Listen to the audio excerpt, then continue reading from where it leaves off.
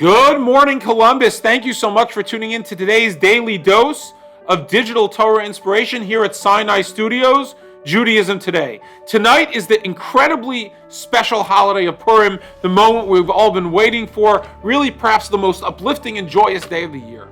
And perhaps the most prominent custom associated with Purim is the wearing of costumes and the wearing of masks. We cover our face. Why do we do this? What is the meaning of this idea?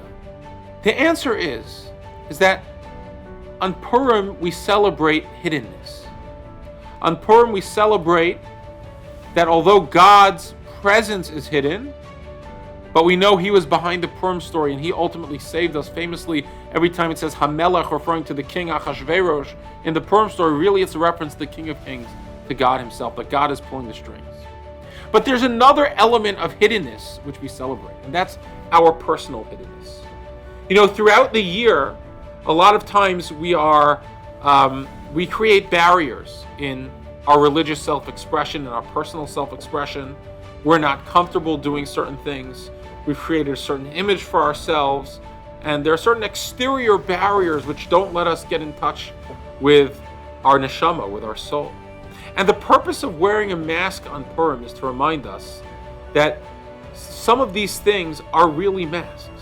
Some of these things are just facades, they're artifices which cover and conceal our inner drives and our inner longing for something more, for something greater, for something transcendent, for something meaningful, for something infinite, for something eternal.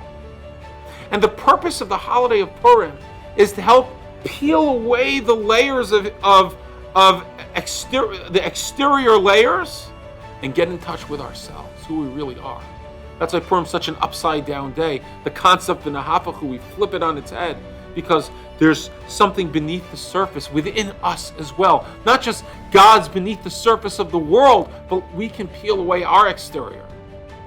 And I'll tell you something profound. You know, drinking is somewhat controversial on Purim, and it's known that people should be very careful about the way they do it. It should be done in.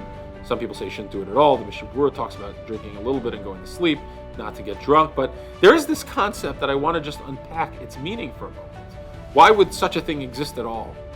And I think the concept is that it reminds us that sometimes we're encumbered even by our intellect. Sometimes we overthink things. Sometimes we allow rationality to obscure spirituality. Don't get me wrong. Judaism is a very rational religion. But sometimes we allow our uber-rational Western culture to conceal the meaning of our Torah and what we're all about. Don't check rationalism at the door. Engage your intellect throughout the year, every single day. Plumb the Torah, plumb science. Use your intellect. Strive as much as you can to understand. But sometimes there's a hidden wisdom. There's a hidden, latent spirituality that obscures. And Purim is the one day of the year where we're meant to recognize some of these things are masking what's beneath.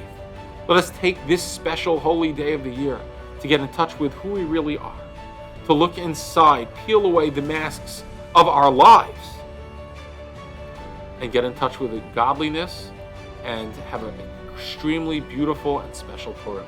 Chag Purim Sameach to everyone. I hope you enjoyed that episode of Judaism Today. If you did, please make sure to follow us on Facebook, subscribe on YouTube, or check into our podcast wherever podcasts are listened to, and we look forward to hearing from you more.